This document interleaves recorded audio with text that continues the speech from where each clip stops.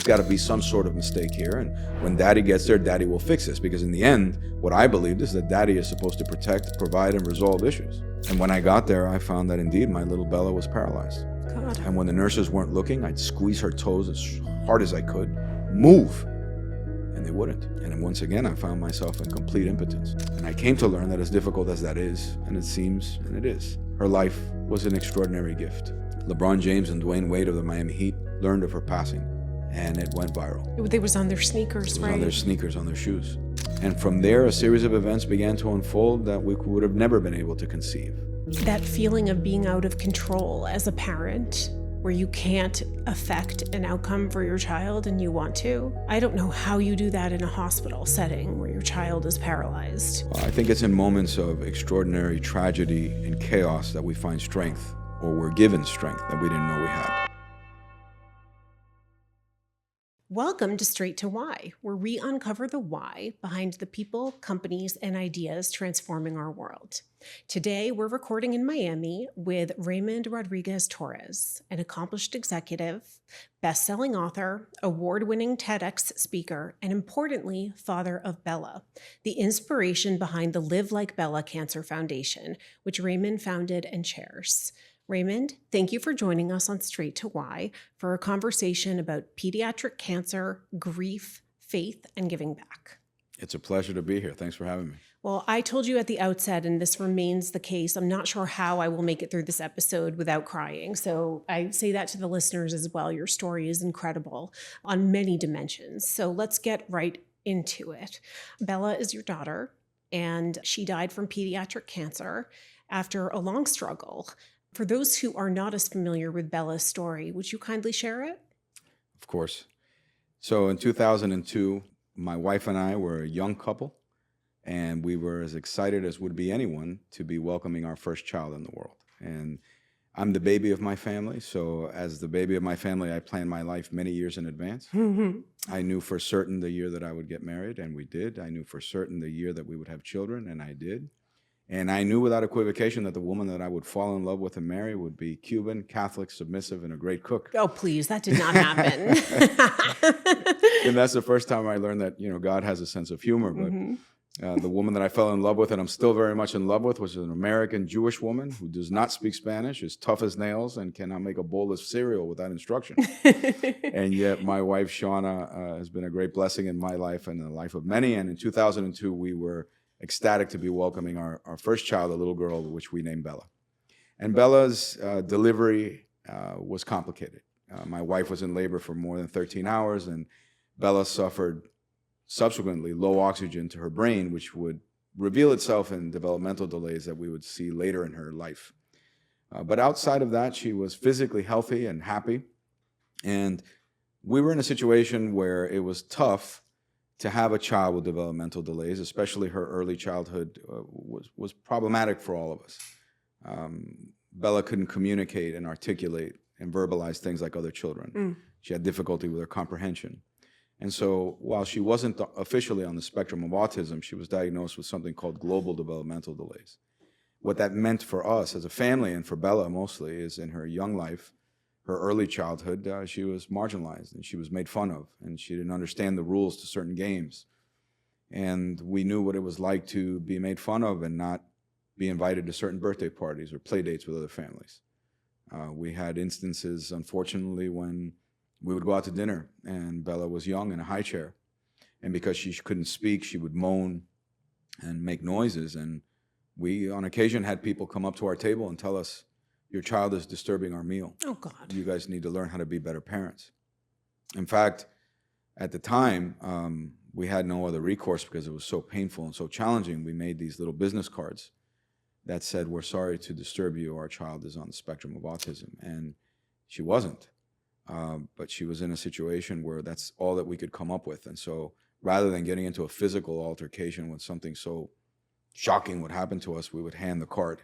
And amazingly, Wow. we would see people calm down, accept it. But it does tell you there's an important lesson there, right? Which is you don't always know what other people are going through. Let's try not to just randomly lash out at them. 100%. And, That was with strangers. Sometimes it's those that love you the most that hurt you the most. Mm-hmm. You know, we had family members of ours that perceived that we were, because my wife, ironically, was a special education teacher in Miami-Dade County Public Schools. My father, who's my best friend in the world, And a pediatrician. he's a pediatrician, and he was the chief of Miami Children's Hospital for 20 years. And I have worked in healthcare my entire life, and despite all of that pedigree of science, we were perceived by many people who love us very close as being neurotic first-time parents. Mm. I remember my own mother, God bless her soul, telling me, "You guys are overreacting. So-and-so had a cousin in Cuba that didn't speak till they were 13, and today they're a genius and a millionaire." Well, not only was that not true, it wasn't very helpful. Yeah. But nonetheless, we were optimistic people. I've always been an optimistic man. And we were well equipped to handle these developmental delays. And so we so desperately wanted a normal, typical child. So Bella's life was, jam-packed with speech therapy, occupational therapy, physical therapy. And we were dead set with a great deal of hope to help our little girl close her developmental delays, because we wanted a normal, typical child. Of course. You want her to have a normal life. And all of a sudden, within that jam-packed, very focused life that we had on helping her close her developmental delays, when she was 4 years old, suddenly we received news that would change the trajectory of our lives forever. I was traveling, and I called home like I did first thing in the morning before I started my day from my hotel room. Mm-hmm. And I asked Shauna how the night had gone. And in addition to all of these things, Bella had suffered with a terrible sleep disorder. So she had not slept in her 4 years of life a full night. Which means neither have either of you. Yeah.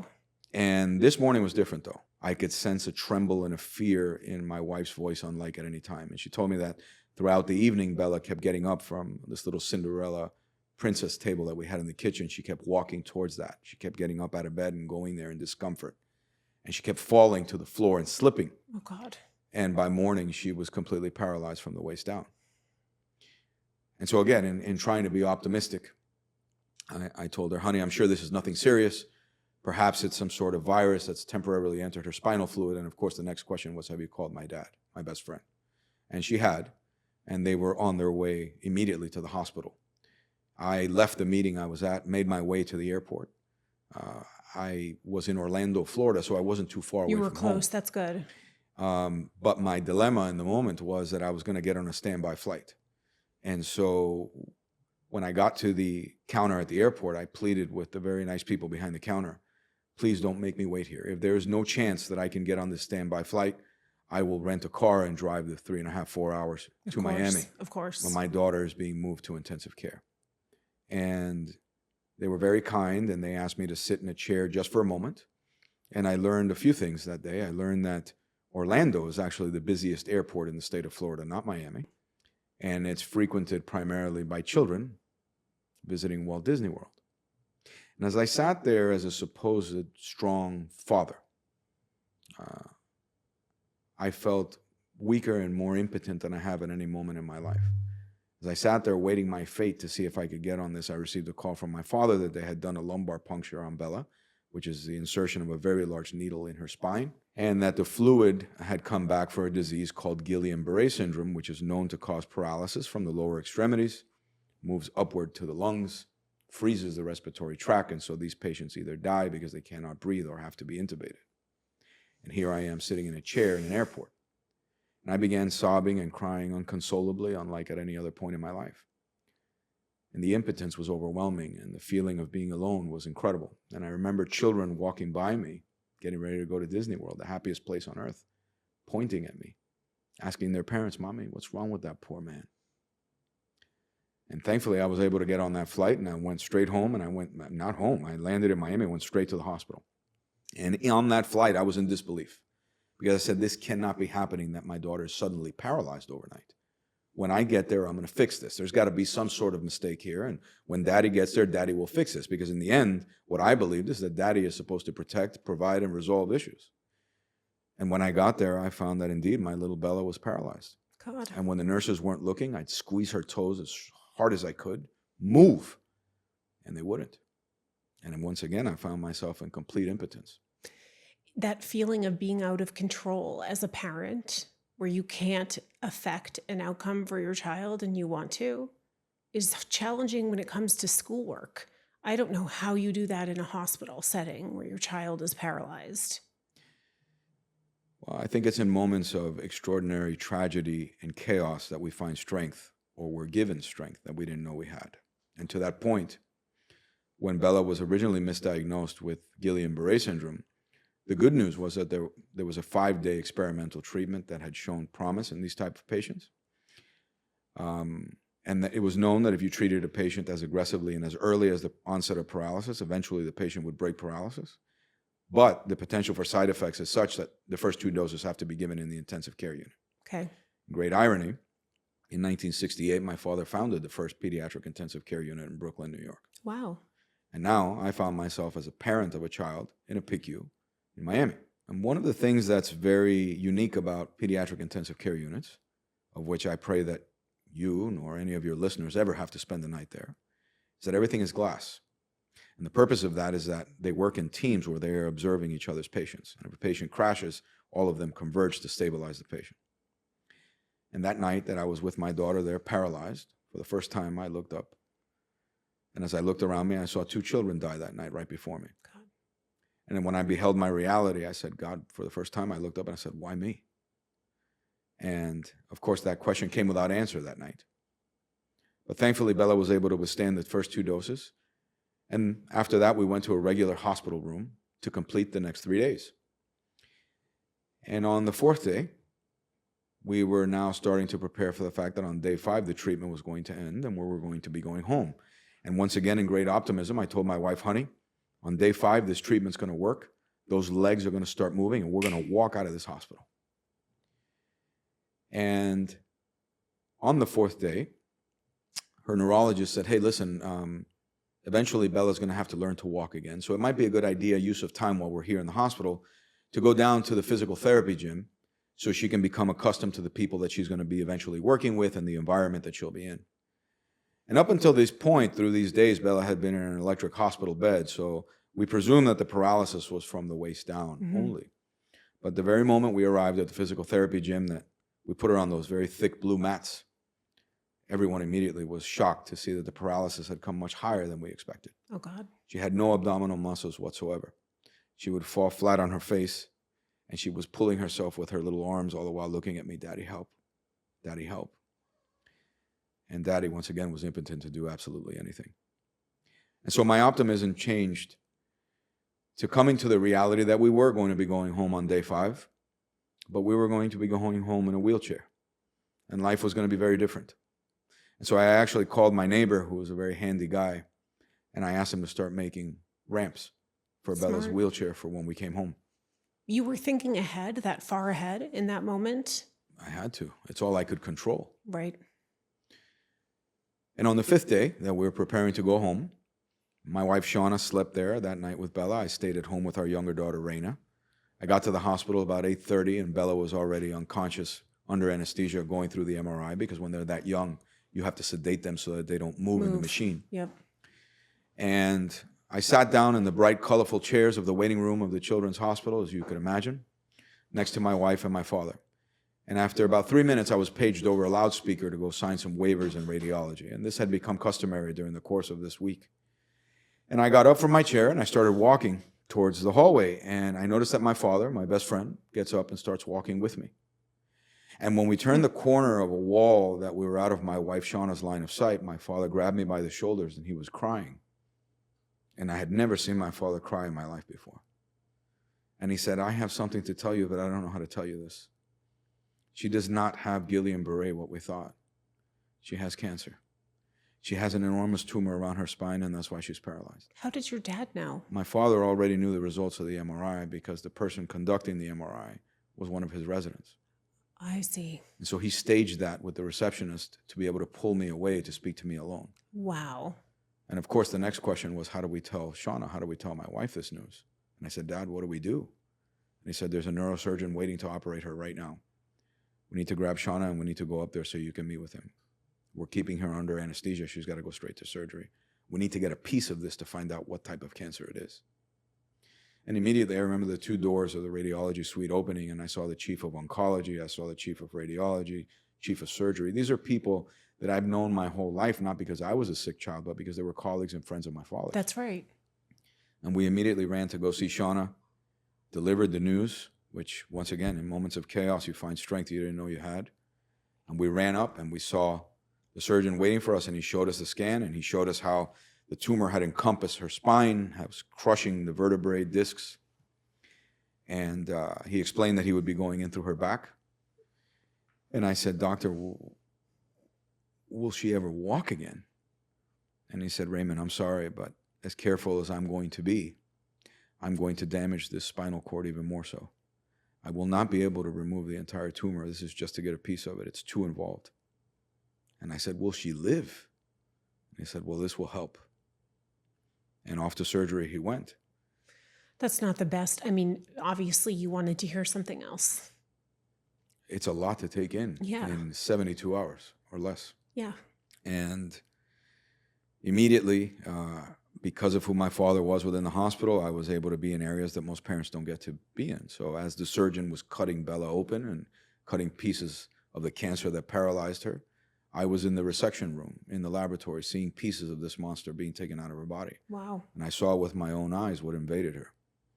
And I saw immediately pathologists beginning to call out their observations under the microscope, trying to get to a diagnosis, because the diagnosis of cancer, to a great degree, is a statistical exercise. Sure.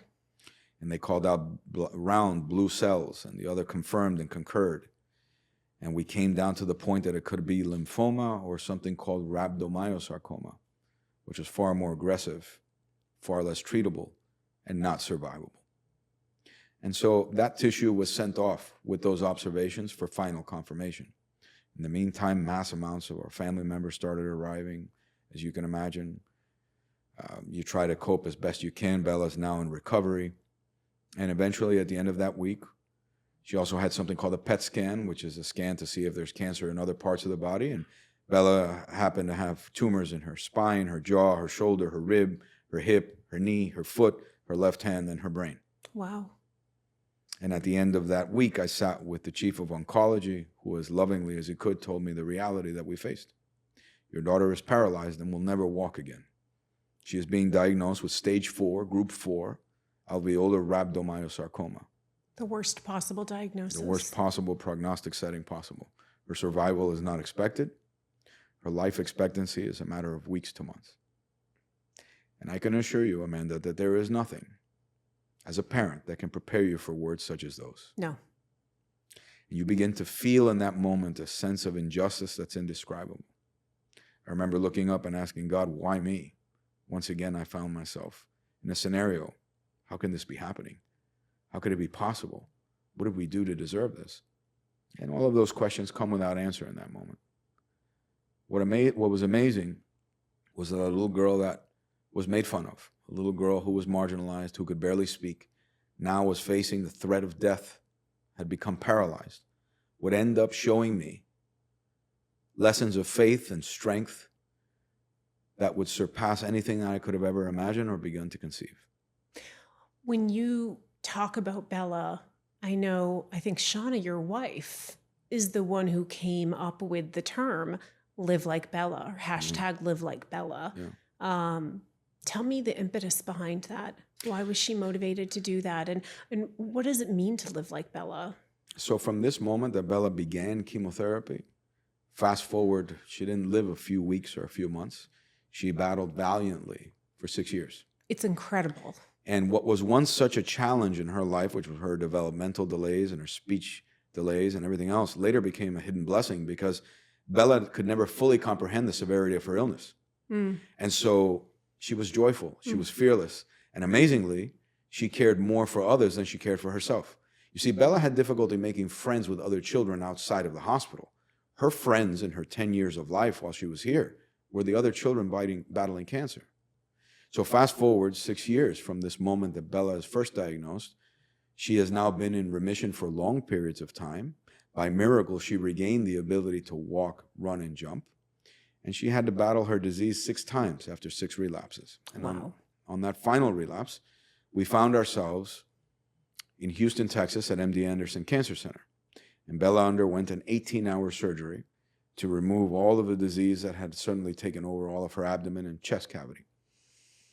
Because of that very difficult surgery where they take hot boiling chemotherapy and they lavage the interior of the patient after they've opened them entirely. What? I've never heard of that in my life. It's called HIPEC. And so the concept behind it is that surgically you go in and you remove what you can visibly see. But then you take a chemotherapy called carboplatin, which is very toxic and has the same heterogenic compounds you would find in automotive brake fluid, and you boil it. And you lavage the interior of the patient while they are entirely slit open. You turn them from side to side for 90 minutes. And the concept is that the heat of the chemotherapy penetrates cancer cells that are invisible to the human eye. To kill them. To kill them. It is medieval, barbaric. I've never heard of that. And everything that hot fluid comes in contact with, it boils. I don't know, that doesn't make sense to me. It's illogical. And it's very difficult to make the decision. I had to make the decision to do that to her. And I remember saying to me, Daddy, are they going to hurt me? I said, they're not going to hurt you, baby. I knew what they were going to do to me. But when she came out of that, we had challenges knowing if she would even survive such a procedure. She did after 18 hours. But they put her in a medically induced coma so that the pain would subside over a series of days while she had internal healing from the boiling, from the burn. Right. And it was during that period of time that Bella was in a coma that my wife, Shauna, had posted online a post without a photograph. Obviously, it was a very gruesome scene that said, it's a beautiful Saturday morning in Houston. Bella's in a coma. She can't go out and do the things that she would normally do. So on this day, please go out. You go out and show compassion. Pray for others. Belly laugh. Enjoy life. Sing at the top of your lungs. You go out and you #live like Bella. And from that moment forward, to live like Bella began to circulate the world. And people decided that it meant different things. For some people, it meant to reconcile relationships. For other people, it meant to volunteer or to live courageously.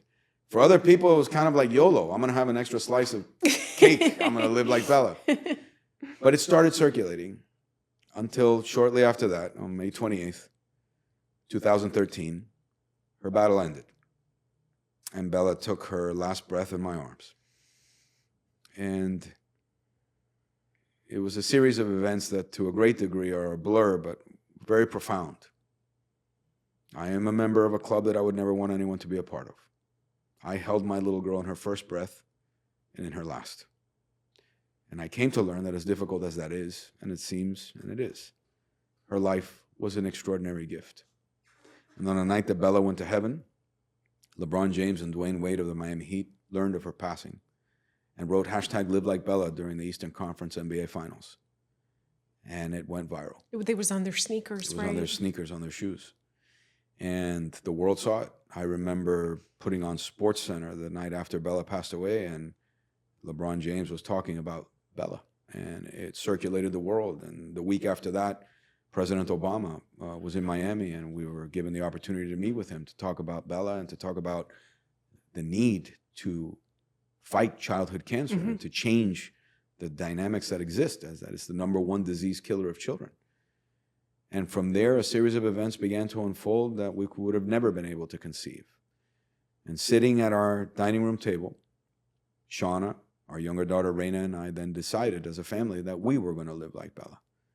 And what that meant was that we were going to tackle the #1 disease killer of children. We were going to help families fighting childhood cancer anywhere in the world.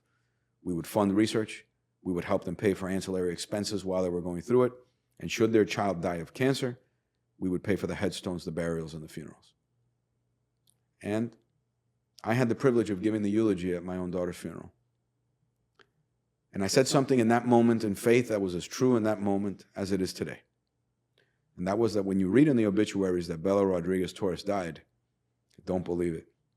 Because she's more alive than she's been in her entire existence. And the proof of that has been in what has happened since. What started in our garage and our dining room table today is a necessary enterprise around the world. It's amazing what you've done with the Live Like Bella Foundation. Amazing. I am a volunteer. I've never received any payment. My family has never received any payment from the work of Live Like Bella, and we never will. Live Like Bella today is run by a remarkable group of people. Our offices are in the heart of Miami in Coral Gables, beautifully donated by some very gracious people. And Live Like Bella this year surpassed $45 million in research that we've been able to make possible. That's amazing. And surpassed $10 million in direct patient expenses for families. And we operate in 38 countries around the world and across the United States.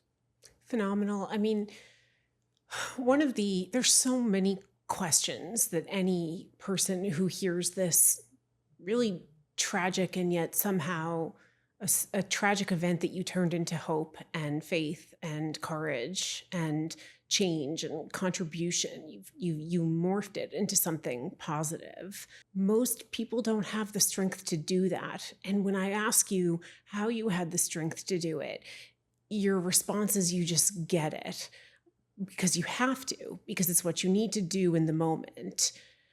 But I don't know that that's true. I'm not sure that all of us would be able to do what you did.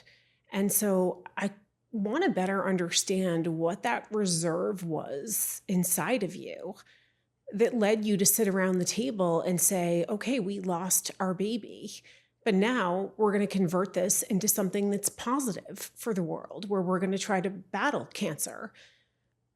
I think you think that just is an automatic response for people, but it's not. Where did you find that fortitude?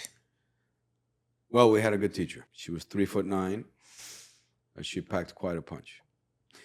And it was extraordinary to watch. I'm a witness. And I had the honor of being her daddy, to an extraordinary life. And I wish that her life would have been to the age of 85 and certainly after mine. But I understand that Bella, and I believe that Bella was a celestial being that had a temporary human experience. And that temporary human experience to the age of 10 was incredibly profound. Because how else could you explain that a little girl whose life, who was so seemingly insignificant on the surface, who was made fun of, who had no following of any type, would later change the world without saying too much, but showing it by her actions? The world responded to Bella, I think, because what they saw in that smile and in those eyes was something greater than ourselves. And it called them and us to action. I know without equivocation where Bella is. I know that I will see her again. I know you know she's in heaven. Yeah. And I know that the next time I see her, she will be well pleased with what we did to try to help her friends here. Oh, yes, she will. She will be so proud of you.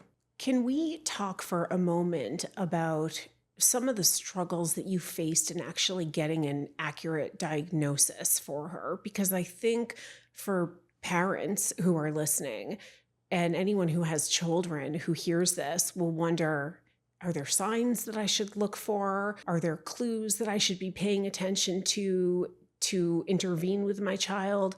And generally sort of what the experience of dealing with pediatric cancer looks like from a parental perspective, if you could share a little bit of that.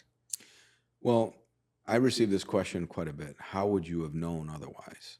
And the truth is that there are certain types of leukemias where there are telltale signs where you have to suspect leukemia. Crazy platelet counts, a lot of bruising on the child, unexplained fevers, white counts that are, you have to automatically suspect potentially leukemia in some of these instances. But unfortunately, for solid tumors like what Bella had, there's not an early precursor to find out. How would I know if my child had this? It's one of the things that we're focusing on research-wise, because I would like to see that in the future, you take your normal child for a healthy checkup at their pediatrician, and they take an extra vial of blood that would potentially give you a precursor if, God forbid, your child is at risk for this at some point in the future. Can you ask for that extra vial of blood today? It doesn't exist yet. Okay. No. There's things that can be looked at, but not specifically for certain types of cancers like rhabdomyosarcoma and other solid tumors. How many cases of rhabdomyosarcoma, am I saying that properly? How Yes. many cases are there in a given year in the U.S.? In the U.S., about 150. Around Wow. the world, about 300 new diagnoses. There are 12 major types of childhood cancers, with the exception of leukemia and lymphoma, which thankfully today have over a 90% cure rate. The other 10 major types of childhood cancers, the survivability has not improved primarily in the last 30 years. And why is that? There's a multitude of reasons for it. The biggest reason is that research and funding for research is very limited. So to give you an example of the National Cancer Institute's budget, less than 4% is allocated to pediatric cancer, meaning that more than 96% of that funding goes to adult cancer research. So why would that be? Well, there's a number of reasons for that. The industry, also pharmaceutical industry, funds very little of pediatric cancer research. And so why is that? Well, while childhood cancer is the #1 disease killer of children, it is a very small population of human beings that do get childhood cancer. Mm-hmm. So, because children don't die that frequently. Correct. So that's how that math works. Correct. So if you and I, for example, were starting a pharmaceutical company now, and I know this because I was an executive in very large pharmaceutical companies, we would not start a new business in childhood cancer because it's a small population Right. of patients. We would do it in adult breast cancer. We would do it in prostate, lung, diabetes, heart disease. Why? Because you have potential for millions of customers. In this case, it's a small population. The other problem that you have goes to the premise of your question just a moment ago. How would you know, right? So any parent listening to this is going to want to know, how do I know? Yeah, What do I do to intervene? it's very difficult to know. And in Bella's case, for example, had she not become paralyzed overnight, we would have never known that she had cancer in 9 different parts of her body. So here's what happens. If you're doing research on a new drug, we now know that 80% of the time, children present stage 3 or stage 4. Think about it. Child doesn't tell you, hey, I think I have a brain tumor. And so to give you an idea, Johnny has leg pains for 8 months. And mom takes Johnny to the pediatrician and they run all the tests and everything comes back normal. The pediatrician says, look, more than likely this is due to growing pains, but just to be sure, come back in 3 months. And Susie has headaches. And again, everything is normal. And they say, look, maybe you're having migraine clusters. Maybe you need to see the optometrist. The chalkboard is giving you a headache. Mm-hmm. Just to be safe, come back in 3 months. Mm-hmm. Meanwhile, there is a roaring glioblastoma growing in that child's brain. And Johnny has an osteosarcoma growing in his leg. And so children that are at physiological disadvantage in that they're growing. See, you and I stopped growing at the age of 26. We just grow this way. Agreed. But children are growing. So when you add a malignancy to an organism that's growing, it's exponentially faster and more aggressive. And so by the time we get down to doing a scan of Susie's brain, oh, she wasn't having migraines. She's got a massive brain tumor. And Johnny has a massive osteosarcoma growing in his leg, which is a bone cancer. So now, if you're doing a clinical trial on a new drug and the patient is stage 3 or stage 4, that's the last patient you want to include in the trial because they're so advanced that if they die, they will negatively impact the statistical outcomes of that study, meaning the likelihood of your drug getting an approval by the FDA if it's showing high mortality is very low. So unfortunately, a lot of research is done picking children that are stage 1 or patients, even the adult space that are stage 1, to give that drug an opportunity to show a greater improvement. So what that means is like children like Bella, and the majority of them, don't get a shot at innovation. It's when the system fails. Yeah. Well-intended, but not actually functioning. So we're changing that. And one of the things that I very much wanted to do with Live Like Bella was to focus on that very critical, dark moment when there are no more options, when there is no more light. It's in that moment that I wanted to focus our research on stage 4 patients so that parents and doctors have one more shot on goal, one more arrow in their quiver, because I've been there and I know the desperation. And you think about how many of us wouldn't stick our arm through a fire to save our child. Well, imagine in that moment. Because the worst part, Amanda, is not when they tell you your child has cancer. The worst part is when another meeting has to happen. And then that same oncologist sits before you and says, we've done all that we can. It's time to go home. That is the worst time. And in that worst time is what I have wanted to focus on and will be the focus of Live Like Bella, so that we have one more shot at saving that child's life. And I believe that we are being incredibly successful with the advances that we've seen, potentially not to immediately bring forth a cure at this moment, but that childhood cancer can become a chronic and treatable illness and no longer is an imminent threat to the lives of our children.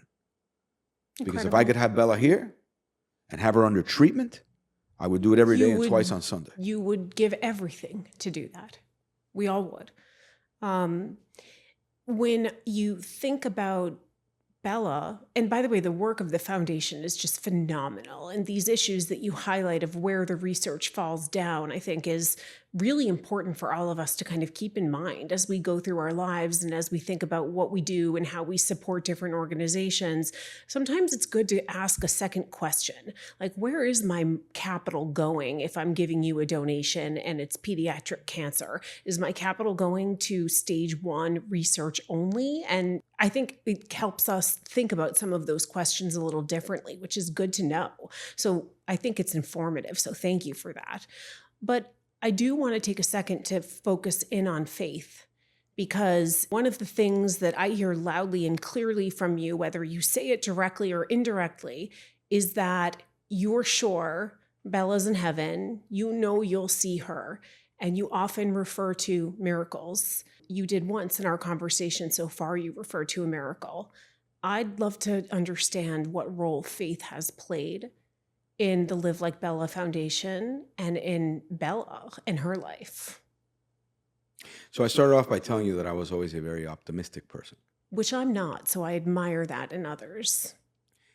And I think optimism and hope is important. I do too. Bella taught me that there was a difference between hoping and believing. There is a very significant difference between hope and faith. And for those that are watching, if you'd like to learn a little bit more, there's one sentence in the good book of Hebrews 11:1, and it describes that difference as faith being the certainty of those things hoped for, not yet seen. Certainty. So my wife and I, when we married, lived a very secular life.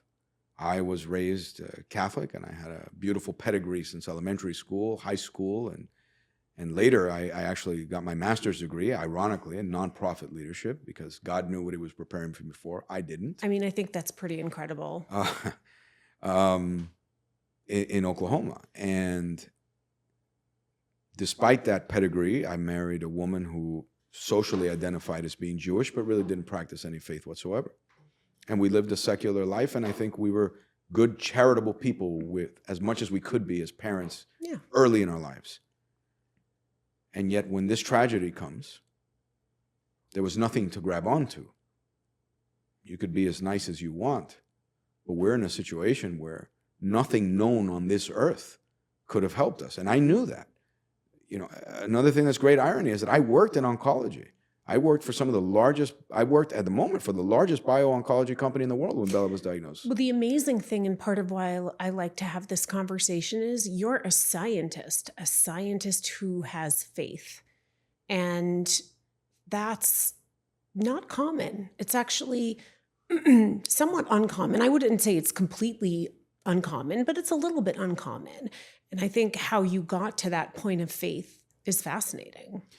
Well, I think when you know more karate than the average person, in this case, I did, on the basis of what I did for a living, on the basis of who my father was as a pediatric cardiologist, a very renowned physician. We knew the reality of what we were facing from the beginning. Right. I knew that when they told us your daughter will never walk again, I know they were telling me the truth based on science. When they told me her life expectancy being a matter of weeks to months, as much as it pained me as a daddy, I knew that they were accurate in terms of the statistics they were giving me. But yet Bella began to show us something else. Bella began to show us to believe, not just hope that this medicine would work, not just hope that she would walk again, to believe without equivocation. Faith is absolute, it's certain, and it's blind. And Bella had a faith which none of us taught her, growing up in a very secular house, believing and demonstrating the great beatitudes that are explained of caring for others in what it meant to live like Bella. And when I started learning and observing that from my child is when miracles and unexplained signs and wonders began to occur that strengthened us to this day. Can you give me an example? When Bella first came home, and this is well documented in the book entitled Why Not Me, which I published about her life, of which I take no proceeds from. Bella began to speak in the middle of the night in a tone and vocabulary that we had never heard of someone named Mommy Church that was visiting her. And the Mommy Church was going to help her walk again. And at first we thought we were losing our minds. And I can assure you that when you experience something like this, it would be perfectly acceptable to understand that. Bella later eventually identified this person named Mommy Church, of which my wife and I did not tell anybody of what she was talking about. And it was shocking to us because, again, because of Bella's developmental delays or speech delay or comprehension delay, Bella at that time spoke 2-word sentences, want milk. Right. She began to speak of somebody named Mommy Church, and she eventually identified Mommy Church as being the Virgin Mary, apparently visiting her. As things progressed, Bella, on certain occasions, described people in the middle of the night. She began speaking in a tone and vocabulary that wasn't of her. She described on 2 occasions people that had died 10 years before she was even born as being alive in heaven. Wow. She told us when she was going to walk again. And she did. Tell me that story.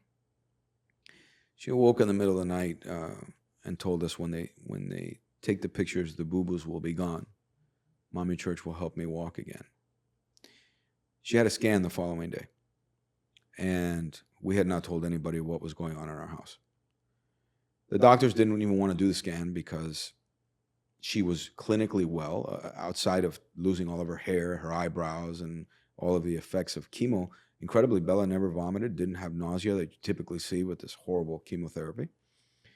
And they're like, listen, Raymond, there's no sense in doing a scan, even though it's on the protocol, it's scheduled. Let's continue going. We have to put her under anesthesia for this and so forth. And look, the reality is that with the advanced nature of her disease, if we see that this hasn't grown, we can call that as a victory. But There's no sense in doing this now. Meanwhile, they weren't living what we were living at home. Right. And so we insisted, and they agreed. And Bella underwent the scan. And once again, I had been living a very secular life, but I was sitting next to my wife as Bella was undergoing the scan, and I experienced something that I've never experienced prior, never again. As she was undergoing the scan, I was praying the Holy Rosary, and I felt an incredible pressure on my neck and on my shoulders, and I heard a voice say, they're going to look and they're not going to find it. They're going to look and they're not going to find it. And I responded. After everything that had been going on in our house, I responded. And I said, Mother, if this is so, I'm going to go to Mexico next week and I'm going to thank you in person. I'm going to go to the Basilica of Our Lady of Guadalupe. And incredibly, as Bella began to describe Our Lady of Guadalupe, we knew nothing of it. Bella described it to you? She did. And we knew that as she talked about this Mommy Church, and she identified Guadalupe as Mommy Church. Okay. And so as I educated myself a little bit on Our Lady of Guadalupe on the internet, I knew that Mexicans were very devout to Our Lady of Guadalupe. My family is from Cuba, so I wasn't familiar with it. And as I learned what happened in Mexico in 1531, we learned that the feast of Our Lady of Guadalupe is the 12th of December. Bella was born on the 12th of December. Wow. And so every night, like I said, she would have these instances, and now I find myself in a situation where I respond, as Bella's having her first scan, I'm going to go to Mexico. 2 hours later, when the scan was over, my father came into our room to directly deliver the results of the first scan. Raymond, it's gone. She's in remission. We looked and we couldn't find it. And that's when I had the courage to tell my best friend and my wife, I have to go to Mexico next week. I made this promise. I made a promise and I have to go. And so I kept it. And the following week, I went to Mexico City, still questioning my own sanity, to the Basilica of Our Lady of Guadalupe. I remember when I landed, I spoke to the taxi driver. He said, how many days are you in Mexico? I said, no, I'm only here for a few hours. My 4-year-old is paralyzed and she has cancer. I made a promise to the Virgin Mary, I need to get to the Basilica of Our Lady of Guadalupe. He was very moved, and he said, well, you don't have a lot of time if you're going to catch a 5 p.m. flight back to Miami. This was about 11 o'clock in the morning. So he drove very rapidly to get me there, which was a miracle in itself to get there in one piece. And amazingly, when I arrived at the Basilica of Our Lady of Guadalupe, that I was paying the taxi cab driver, at that very instant, I received a call on my BlackBerry at that time. And it was my wife, Shauna, screaming for joy that in that instant, Bella broke paralysis and began crawling all around the house. Incredible. And as I stood there, receiving this phone call, I knew 3 things. 1, that I wasn't crazy. 2, that we were indeed in the middle of a miracle. And number 3, that my daughter would walk again. And one of the things that is so extraordinary about Our Lady of Guadalupe is that Mexican women especially, when they have newborn children, will crawl on their knees with the blood dripping down their shins with their infants into that basilica, into that church, to dedicate their lives to Christ and to ask for the Blessed Mother's protection. And as I received this phone call, there were 2 women crawling with their babies right next to me. And in that moment, I said, God, if anyone has to be on their knees here, it's me. And I crawled in with those women into that church. Wow. And I was able to spend some time there. I was able to go to the top of Mount Tepeyac, where the miracle actually occurred on December 12th, 1531. And Mary appeared. And when I returned home, Bella was crawling. And eventually, she told us, watch me. And she got up and started dancing around the room. And this is actually footage that you can see on YouTube. Entirely inexplicable scientifically. And from that moment forward, she danced, ran, danced to Flow Rider, jumped. She returned twice on her own 2 feet. That's went amazing. to Mexico, climbed to the top of the mountain, and left roses where her beloved mommy church appeared. I know where she is. I know who she's with. And I miss her terribly. But I believe that when I see Bella again, she's going to grab me by the hand and she says, Daddy, you did everything you could to keep me there. Wait till you see this place. I couldn't think of a better note to end on. Raymond, thank you so much for sharing the story of your beautiful daughter, Bella, and the tremendous work you and your family have done for children with pediatric cancer.